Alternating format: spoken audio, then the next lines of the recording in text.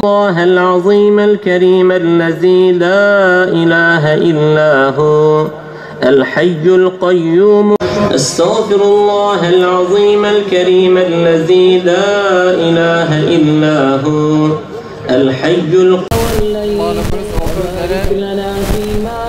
Türkiye'nin birçok vilayetinde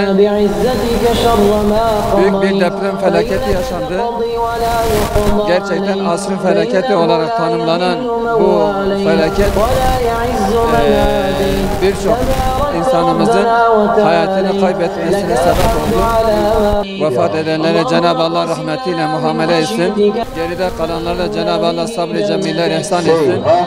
Bu ara biz Müslümanlara da büyük görevler düşüyor. Kardeşlerimizi unutmamak, yaşanan felaketlerden ders ve ibret almak için en azından tövbe ve istiğfar ile halkımızı davet ettik.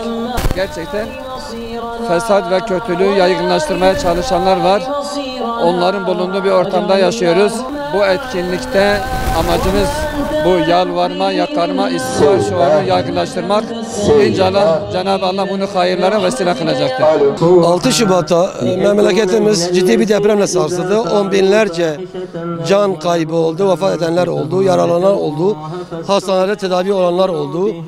Biz de bugün bu vefat edenlerin ruhlarına hem gıyabi cenaze namazı kılmak hem de toplumu dua, istiğfar ve tövbeye çağırmak için burada toplandık. Biz kendimizi düzelttikçe Allah'ın rahmetine celal etmiş olacağız. Bu programın amacı, gayesi budur inşallah.